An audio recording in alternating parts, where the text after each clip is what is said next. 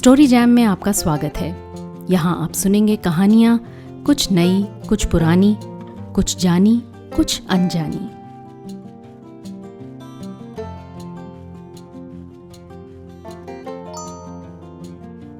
आज सुनिए सूर्यबाला की लिखी कहानी वे जरी के फूल। तब राधा मौसी की शादी थी और औरतों का कोई ठिकाना नहीं था कि कब वो बरामदे में बिछी दरी पर इकट्ठी हों, ढोल मजीरे पीट पीट कर गाने लगे। किसने गूंधी रे सुहाग भरी चोटी, बाबा जो लाए 1000 भरी मुहरे, दादी ने गूंधी रे सुहाग भरी चोटी, अम्मा ने गूंधी रे सुहाग भरी चोटी। मेरी इंटरमीडिएट की परीक्षा पास थी, सो चारों ओर के धूम धड़ाके से बहिष्कृत कर मुझे सिर्फ चुपचाप अपने कमरे में सिर गाड़ कर पढ़ने की सख्त हिदायत दे दी गई थी। हलवाई कचौरियों के लिए अजवाइन मांग रहा होता, मांगने दो। शामियाने वाला दरवाजे पर चिल्ला रहा होता, चिल्लाने दो। लाल हरी झंडियों के लिए सुतली और कैंची की फरमाइश हो रही होती, होने दो। तुमसे मतलब? तुम्हें कैंची या सुतली लेकर दौड़ने की जरूरत नहीं साहबजादे, हम सब समझते हैं। फर्स्ट डिवीजन ना आने पर हम इस तरह के कोई बहाने सुनने को हरगिज तैयार नहीं कि क्या करता, राधा मौसी की शादी थी। हाँ, राधा मौसी की शादी थी। कहाँ कहाँ के रिश्तेदार जुटे थे। बड़ी बड़ी इंगूरी बिंदी लगाए चाचियाँ, बुआएं, मामियाँ। नहीं, मामी तो एक ही थी, वो भी चचेरी सी। पर सारी रस्मों पर ये वाले मामा मामी ही सहोत्साह जुटे रहते थे। सलवार कुर्तों में सजी लड़कियां और नई नई शादियों वाली घनाघन चूड़ियां खनकाती जीजियां, भाभियां तथा उन्हें पहुंचाने आए देवरों भाइयों का एक अलग ही झुंड था, नाजुक रिश्तेदारी वाला। लेकिन मुझे किसी से नमस्ते सलाम से ज्यादा बात करने की मनाही थी। सारे समय लड़कियां हाय राम कहकर शर्मा शर्मा कर भागती थीं। भाभियां ठिठोली करती थीं और बाकी औरतें जानी अनजानी रस्मों पर एक दूसरे को बुला ढोलक लेकर बैठ जाती थीं। पर सबसे ज्यादा मजा मुझे तब आता था जब वहीं पर औरतों और लड़कियों के हट जाने पर छोटी छोटी लड़कियां एक तरफ बैठकर ढोलक पीट पीट कर 2-2, 4-4 लाइनों में गीतों का सार संक्षिप्त गाने लगती। बड़े झुंडों में उन्हें कोई नहीं पूछता था, तो वो ऐसे मौकों की ताक में रहती थी। शायद समूचे भारत का संविधान मेरे सामने था, जिसे रटे बगैर मैं आदर्श नागरिक के कर्तव्यों की ओर नहीं बढ़ सकता था कि छमाछम छम छम छम मैं चौंक गया। और इसके पहले कि मैं कुछ समझूं, ठीक मेरी खिड़की के पीछे के गलियारे से छोटी छोटी लड़कियों के ढोलक पीट पीट कर गाने की आवाजें आने लगी। और गाने के साथ साथ होने वाली छम छम ने मुझे थोड़ी ही देर में खिड़की के पास जा खड़ा होने को मजबूर कर दिया। वाह, क्या नजारा था।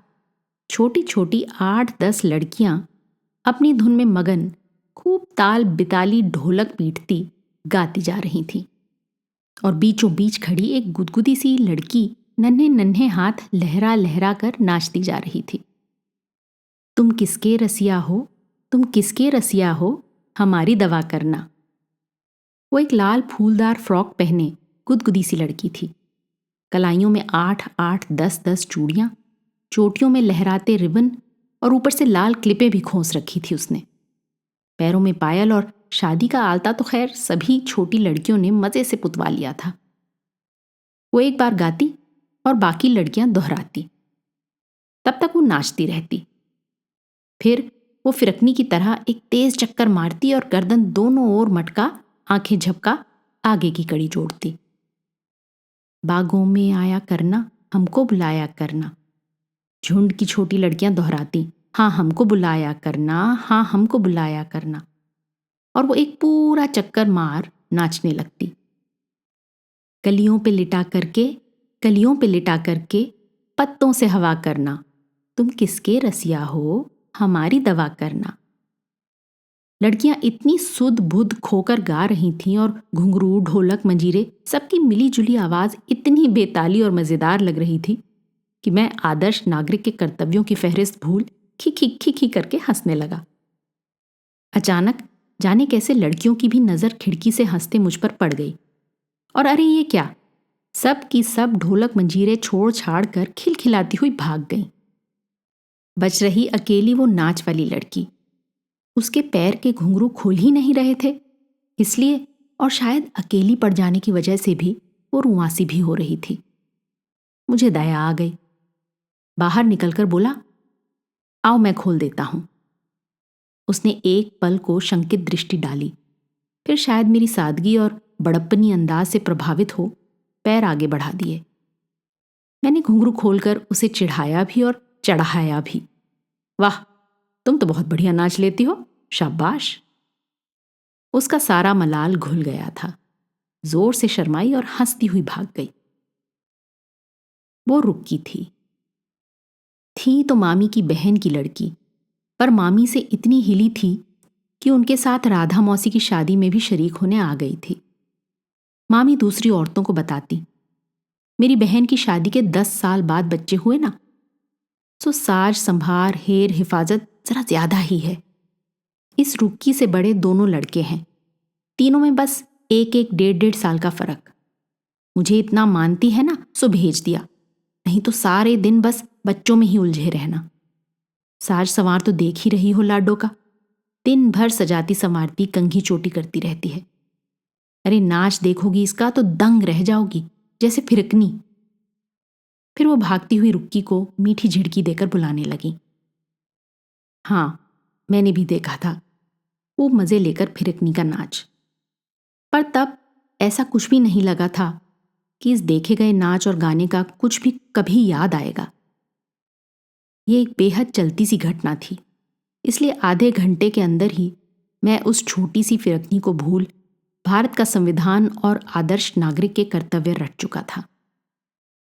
आखिर वो सब तोता रटंत काम आया था और आज एक आदर्श नागरिक बना बैठा हूं। गनीमत हुई कि ये बीवी, बच्चे, नौकरी, टेलीफोन और कुछ अदद मिलने जुलने वाले मुलाकातियों का हुजूम जुट गया, वरना घर वालों ने तो मेरी तरफ से सारी उम्मीदें ही छोड़ दी थी। ना डॉक्टरी, ना इंजीनियरिंग और ना कॉमर्स ही। भला ये भी कोई पढ़ाई हुई कि भारतीय इतिहास और संस्कृति लेकर खंडहरों की खाक छानते फिरेंगे? वो तो जाने कैसे, क्या वाहियात सा नाम है, उत्खनन विशेषज्ञ बन गए, वरना तो करियर का पत्ता कटा ही समझा गया था। और करियर भी कैसा कि मैदानों घाटियों में भटकता, गई बीती सदियों वाला। और उपलब्धि क्या कहने, कभी मिट्टी की अधफूटी सुराही मिल रही है, कभी चौखूंटा थोपा हुआ सा धातु का दीवट, तो कभी खिलौने का काठ का शेर। सैकड़ों साल पहले का समय और घड़ी आंकी जाती है और बैठे बैठे सोचते हुए खो जाया जाता है उस दीवट को देखते देखते। सैकड़ों हजारों साल पहले कभी किन्हीं हाथों ने अंधेरे कक्ष को उजाला दिया होगा, या फिर क्या जाने किसी हाथ ने इसे किसी की प्रतीक्षा में देहरी पर रख दिया हो कभी।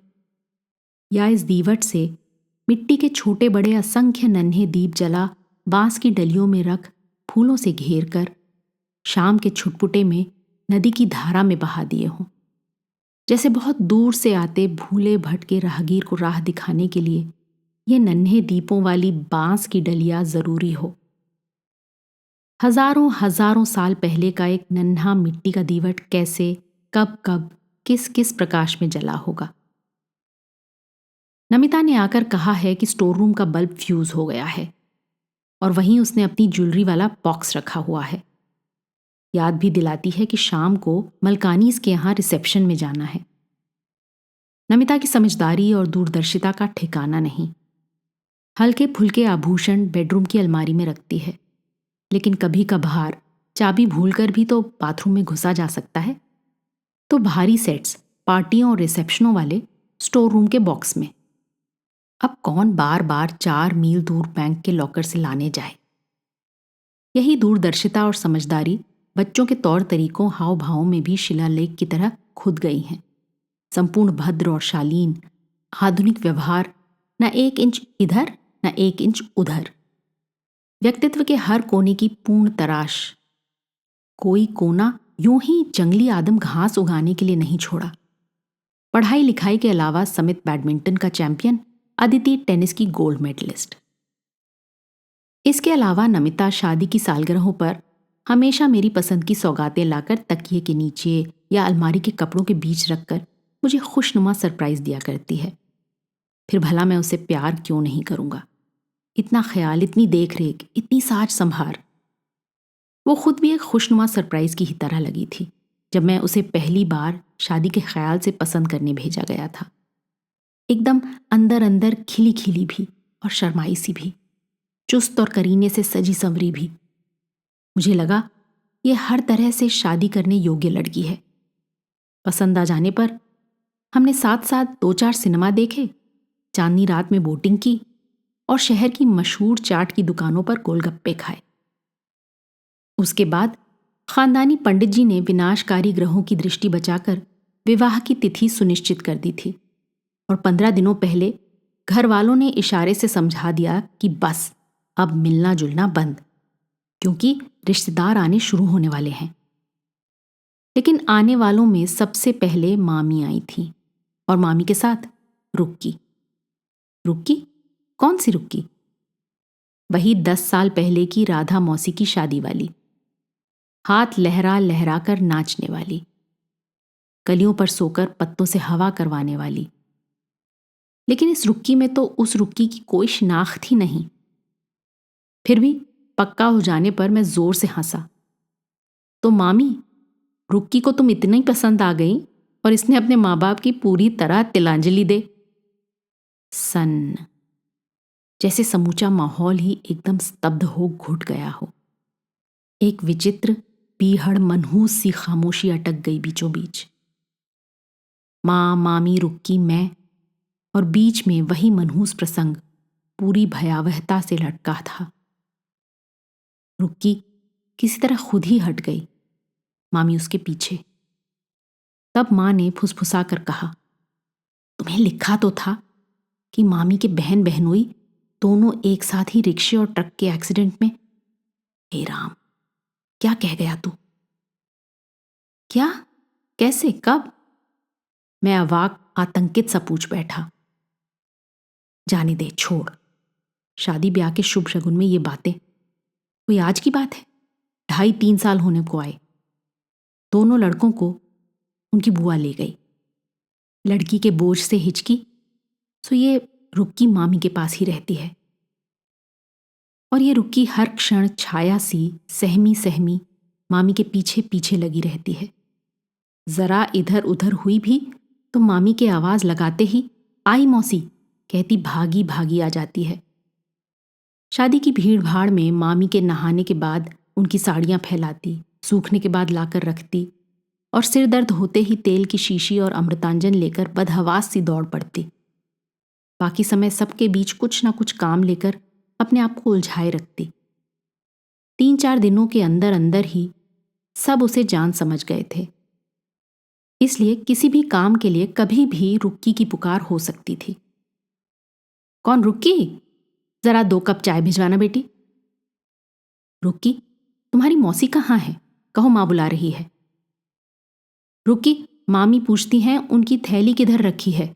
उसी में भंडार घर की चाबी है, दे दो। माँ ने भी अपना स्नेह और सहानुभूति जताई थी। रुक्की को कुछ दिन मेरे यहाँ छोड़ दो, अब बहू भी आ जाएगी, सब एक उम्र समय के साथ साथ घूमेंगे फिरेंगे, सिनेमा देखेंगे, जरा मन बहलाएंगे। एक जगह रहते रहते मन उबेगा तो नरेश पहुंचा आएगा। मुझे माँ का प्रस्ताव अच्छा लगा था, बहुत अच्छा। रुक्की को हम उम्रों में हंसते चुहल करते देखने की कल्पना ही अति सुखद थी। मन ही मन निश्चय कर लिया, उसे हम सब मिलकर जी जान से खुश रखने की कोशिश करेंगे। लेकिन मामी बोली थी, ये जाती ही नहीं, हर घड़ी मेरे पीछे परछाई सी लगी रहती है। एक बार मेरा बुखार बढ़कर 104 हो गया तो आंखें रो रो कर लाल टेसू हो गई इसकी, जबकि अपने बच्चे हंसते थे। ये सोचती है मौसी को कहीं कुछ हो गया तो इसका। ये कहते कहते मामी की आंखें ही भर भर आई थीं। यार दोस्तों के बीच बैठ गरम चाय कॉफी के साथ ठहाके लग रहे थे। अंदर बरामदे में औरतों की ढोलक ठनक रही थी। अब मामी ने एक लहराती हुई बन्नी का गीत छेड़ा। और अब गीत खत्म होने पर बुआजी ने एक ठस्सेदार गीत वाली गाली गाकर मामी की दूर बैठी माँ को छेड़ दिया। उसके बाद मामी का रसीला गला खांसा और साथ ही रुक्की की पुकार, कहाँ गई, चल इधर, तू क्यों नहीं गाती, चल शुरू कर। और अब रुक्की बिना एक शब्द की आपत्ति या नानुकुर किए गा रही है। मामी और दूसरी लड़कियां पूरे उत्साह से साथ दे रही हैं। किसने मंडप छवाए हरियाली बन्नी के, किसने बिंदिया सवारी हरियाली बन्नी की। बाबा मंडप छवाए हरियाली बन्नी के, अम्मा बिंदिया सवारे हरियाली बन्नी की। कि अरे अरे ये क्या, रुक्की तो चुपचाप धराधर रोए जा रही है।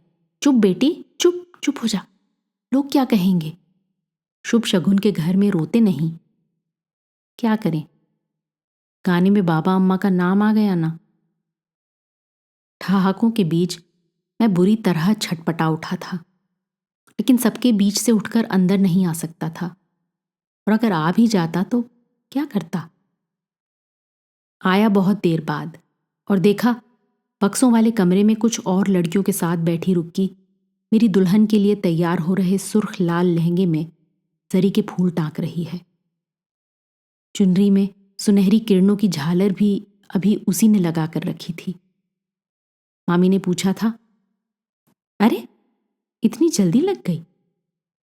मैंने फौरन बड़े अपनत्व से टोका था, मुझे लगता है मामी ये रुक्की जरूर हम लोगों से छुपाकर अपने पास कोई जादू की छड़ी लिए रहती है। बस सिर झुका मंतर फूक छड़ी से छू देती है, काम खत्म। रुक्की हंसती है, मेरी मेहनत सार्थक हो गई। मामी यूं भी मुझे पाती तो कहती, अब नौकरी पर जा रहे हो तो तुम और बहू दोनों ही देखना कोई अच्छा खाता कमाता नेक दिल लड़का। फिर ये चक्कर जोड़ती, लेकिन दान दहेज का बिल्कुल जोर नहीं है मेरे पास। इसके माँ बाप बच्चों के लाड़ में ही लुटाते रहे, आगे की किसी ने सोची ही नहीं। और तुम्हारे मामा भी फक्कड़। फिर अपनी बहन की लड़की के लिए मैं कुछ ज्यादा कह भी नहीं सकती, जानते हो ना। मैं जल्दी से रुपये पैसे वाला प्रसंग काट कर हंसता, अरे लो, मैं लड़के वालों से कह नहीं दूंगा कि वो ऐसी लड़की है कि रात को अगर उसे भूसे की कोठरी में बंद कर दिया जाए तो सुबह तक वो उसमें सोने के तार काट दिया करेगी। मुझे बचपन में सुनाई माँ की वो कहानी सचमुच बहुत पसंद थी, जिसमें गरीब सौदागर की बेटी रात भर रोती हुई भूसे की कोठरी में बंद उससे सोने के तार काता करती। पर अब इस कहानी की सबसे बड़ी सार्थकता यही थी कि रुक्की हंसती थी। अभिभूत हुए बिना माँ भी नहीं रह पाई। मामी से एक दिन धीमे से कहा था उन्होंने, तुम्हें एक बार जिक्र चलाना था, ऐसी सीता स्वरूप लड़की को हम सिर आंखों पर लेते। कहाँ की बात, मामी ने टोका था, तुम्हें तो बिना मोल भाव के 50,000 मिल रहे हैं, अपनी खुशी से लोग दे रहे हैं, सच कहो क्या छोड़ पाती। माँ ने बचाव का रास्ता ढूंढा, अब मर्दों पर तो अपना वश नहीं, पर मैं तो लड़की पर ही जाती। एक ही बात है, मतलब हो नहीं सकता था ना। कुछ कहा नहीं जा सकता, मुझे तो लगता है रुक्की के नाम पर ये ना करते। मैं शादी करा, दुल्हन विदा करा के घर लौटा तो रिक्शे पर मामी और रुक्की का सामान रखा जा रहा था। वो रात के रिसेप्शन तक भी नहीं रुक सकती थी। मामी की लड़की नीरा को इम्तिहानों के बीच टाइफॉइड हो गया था। मामी जल्दी में ही आप बहू के हाथ में रुपए थमा आशीर्वाद देती चली गई। रुक्की ने मुझे और नमिता को नमस्ते की थी। जाने क्यों मैं मन ही मन अनायास कह उठा था, तुम आज से 10 साल बाद फिर मिलोगी क्या। पता नहीं क्यों ऐसे ही मन में यह हठीला वाक्य कौंध गया था, वरना नमिता दुल्हन तो मुझे बहुत पसंद आई थी, शादी की धूमधाम भी। आश्चर्य, फिर भी मैं आज से 10 साल बाद की बात सोच रहा था, जब मैं संभवतः अधेड़ हो जाऊंगा और मुझे रुक्की कहीं भी संयोगवश दिख जाएगी। तभी तो मुझे लगता है कि यह आदमी नाम का जीव भी बिल्कुल किसी सड़क छाप जादू का पिटारा है। खोलते जाओ, कभी उसमें से पंख फड़फड़ाता कबूतर निकलता है, कभी रंग बिरंगी झालरें, कभी तेलिया मसान की राख, तो कभी जादुई शीशा, कभी फनकारता सांप, कभी दो मुही बीन। बहरहाल मुझे लहंगे चुन्नी में सजी अपनी दुल्हन बेहद खूबसूरत लग रही थी, खासकर लहंगे में टके जरी के फूल। व्यस्तताएं दिलचस्प हों तो जिंदगी पूरी तौर पर दिलचस्प हो जाती है। जैसे मेरी सभ्यताओं संस्कृतियों की अद्भुत कहानियां, इतिहासकारों, भौगोलिकों, भूविशेषज्ञों से विचार विमर्श, एक से एक दिलचस्प खोजें तथा अनुमान, यहाँ से यहाँ तक, इतना एकड़ तक की जमीन, सतह से इतने फिट नीचे, शताब्दियों पहले के इतिहास के जीवन की गंध से महकती निशानियां, विशेषज्ञों शोधार्थियों के निर्देशन में फावड़े चल रहे हैं। सहायक वैद्य का फोन आता है। अद्भुत अद्भुत सर, इतिहास का अद्भुत शिला वैभव, जल्दी आइए। जाकर देखता हूं, पत्थर पर खुदी वधु का श्रृंगार करती एक नारी मूर्ति। अचानक मुझे रुक्की याद आ जाती है। अचानक क्या, इस तरह की खुदाइयों के बीच वो जब तब कहीं भी कैसे भी आ बैठती है। सोचता हूं, कहाँ होगी रुक्की? अब तक अपने पति परिवार और बच्चों के साथ उसका दूसरा परिवार भी उसे उतना ही प्यार और ममत्व देता होगा। शादी बहुत अच्छी भी हो सकती है, सामान्य अच्छी भी। अपनी शादी के समय तो मुझे याद है, हर युवा उसे सम्मान और प्रशंसा के भाव से देखता था। मुक्त कंठ से रुक्की की प्रशंसा। मनचले लड़के भी उसके समक्ष विनम्र हो झुक जाते थे। कैसा होगा रुक्की का पति? युवा, छरहरा, नेकदिल मुझ जैसा, या मुझसे ज्यादा? अच्छा, झूठ क्यों बोलूं, हल्की सी ईर्ष्या भी कौंधी थी मन में। बच्चे, लड़की शायद रुक्की जैसी ही हो। कुल मिलाकर रुक्की, उसके परिवार, पति, बच्चे, घर की एक काल्पनिक तस्वीर दिल दिमाग में खींच रखी थी। अच्छा है, ऐसे ही तो जीवन चलता है। रुक्की का जीवन परिवार भी चल रहा होगा ना, किसी शहर में, किसी जगह, जाने किस शहर में। लेकिन माँ तो मुझे कभी 2 लाइन लिख सकती थी उसकी शादी के बारे में। पर रिश्ते भी तो सब इतनी तेजी से दूर छिटकते जा रहे हैं। खुद मैं भी अपने सगे भाई बहनों से 1-2 साल पर मिल पाता हूं, चिट्ठी पत्री तक की फुर्सत नहीं मिल पाती। फिर ये वाली रिश्तेदारी तो पहले से ही छिटकी हुई थी। इसलिए तो मैं पत्रों में या ऐसे भी किसी से नहीं पूछ पाता। ये भी कोई बात हुई कि कभी कभार की देखी एक लड़की रुक्की के बारे में बाकायदा चिट्ठी लिखकर पूछना? तुरत फुरत 1000 शक शुबह, और ना भी हों तो भी मुझे लगता है कि सब कुछ ऐसे ही सुंदर है। आकार और शब्द देते ही ये घाटी की घाटी बेजान हो जाएगी, मेरे इतिहास के कालखंड की घाटी। और यूं ही दिन बीतते चले जा रहे हैं कि एक दिन दोपहर बाद नमिता का फोन आया। राधा मौसी आई हुई हैं, हो सके तो जल्दी आ जाओ। नमिता का हुक्म, भागता हुआ जल्दी घर आ गया। मौसी से मिलना सचमुच बहुत अच्छा लगा। वही पुराने इतिहास खंडों की खुदाई की तरह, यानी अब मेरे उपमा रूपक सब पुरातत्वमय हो गए हैं। शाम को चाय के समय एकदम सहज भाव से पूछा था, वो उरई वाली मामी कहाँ है मौसी अब? क्यों, वहीं, कहाँ जाएगी वो? अब तो भाई साहब भी साइटिका से बहुत परेशान रहते हैं, करीब करीब अपंग से ही। अरे अच्छा, और वो उनकी बहन की लड़की रुक्की? हाँ हाँ, रुक्मिनी, वो भी वहीं उनके घर के पास ही रहती है। अच्छा, इतने पास शादी हो गई उसकी? और तुरंत मेरी कल्पना के पंख लग गए। क्यों ना होती इतने पास शादी? लड़की ही ऐसी थी, कोई भी पसंद कर सकता था। फिर पास का लड़का ही उसे हाथ से क्यों जाने देता? लेकिन मौसी खुद चौंकी थी। शादी? शादी कहाँ हुई उसकी? क्या? तो फिर वहीं उनके घर के पास ही एक कोठरी किराए पर लेकर रहती है। टीचर है ना गवर्नमेंट स्कूल में। फिर नमिता की तरफ मुखातिब होकर बोली, न माँ बाप, न दान दहेज, न कोई उतना देखने ढूंढने वाला ही। लड़की लाख अच्छी हो, किसी ना किसी जोर पर ही हो पाती है शादी, है कि नहीं? नमिता ने समझदार ढंग से हाँ हूं कर दी। ज्यादा ना वो रुक्की को जानती थी, ना उसने जानने में दिलचस्पी ही दिखाई। राधा मौसी चली गई तो एक राहत भरी अंगड़ाई लेकर नमिता मुस्कुराई थी। थैंक गॉड, मैं तो डर रही थी मौसी जी कहीं रुक ना जाएं। आज हमारी एनिवर्सरी है ना? फिर एकदम शंकित दृष्टि से मेरी आंखों में झांक कर पूछ बैठी थी, तुम भूल तो नहीं गए? अरे वाह, मैंने जल्दी से अपनी सकपकाहट छुपाई थी। भूल कैसे सकता था भला? मैंने तो ये भी सोच डाला है कि आज हम अपनी एनिवर्सरी कुछ नए तरह से मनाएंगे। कैसे? नमिता की आंखें चमकी थीं।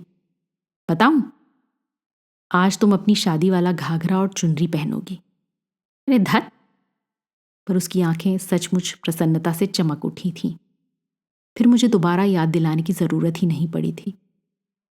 और बहुत रात गए, नमिता ने जब घाघरा चुनरी पहनी तो मैं अभिभूत होकर देखता ही रह गया, उसमें टके एक एक जरी के फूल और सुनहरी किरण को। रात गहराती जा रही है। ड्राइंग रूम में अनघड़ सी रह रहकर फोन की घंटी बजती रहती है। नमिता बताती है, फोन खराब है, सुबह से ऐसे ही चल रहा है। नहीं, शायद शाम से। मैं मन में सोचता हूं, जब से राधा मौसी गई हैं, जाने कितने इतिहास संदर्भ खुले पड़े हैं, सपाट धरातल से दिखते मेरे अंदर। किसी अतीत खंड में वही हथेलियां लहराती नन्ही गदबदी सी रुक्की, नई नवेली मामियों जीजियों वाले गीत पर हाव भाव दिखाती नाच रही होती। बागों में आया करना, हमको बुलाया करना, कलियों पे लिटा करके पत्तों से हवा करना। दूसरे प्रकोष्ठ में बैठी दूसरी ओर नतनयन रुक्की मेरी दुल्हन के लहंगे में सितारे टांक रही है। और तीसरा प्रकोष्ठ खाली है, पूरी तरह सन्नाटा। इतना कि मैं उस अकेली कोठरी के दरवाजे पर खड़ा होने का साहस नहीं कर सकता। राधा मौसी कह तो रही थी, जब तक मामी का वश चला था रुकी रही ही, पर बाद में उनके भी तो लड़के बहू बढ़ता पनपता परिवार, तो हमेशा के लिए कहीं क्या निभाया जा सकता है भला? तो वो एक तरफ होती चली गई और धीरे धीरे समा गई एक अकेली कोठरी में। भाई, देश के इतने इतने तंगहाल बेकार भटकते युवकों में दो के और बढ़ या घट जाने से क्या फर्क पड़ता है? कहाँ रह जाते हैं नाते रिश्ते, खासकर जब कच्ची सी उम्र से दो अलग अलग रिश्तेदारों के साथ खाने कपड़े पर जिया जाए। छोड़ो, मैं ही कौन किसी कहानी के नायक की तरह रुक्की के लिए बिना दान दहेज का राजकुमार सा वर जुटा सकूंगा, या फिर एकदम सारी पुरातात्विक खुदाइयां व्यस्तताएं छोड़ उसकी कोठरी के दरवाजे तक ही जाकर खड़ा हो पाऊंगा? नहीं, ये सब नहीं हो पाता। जीवन बस ऐसे ही चलता है। लेकिन ये मन भी कितना गहरा तिलिस्म है ना। हर अनुभूति सिर्फ दुख या सुख ही नहीं देती, और कभी कभी तो दुख और सुख के बीच का फासला इतना कम हो जाता है कि उन्हें अलग करना भी मुश्किल हो जाता है। जैसे इस समय कि नमिता मेरी ओर एक सुखद आमंत्रण के साथ बढ़ रही है और मैं उसके घाघरे में टके जरी के फूलों को भरी भरी आंखों से देखे जा रहा हूं।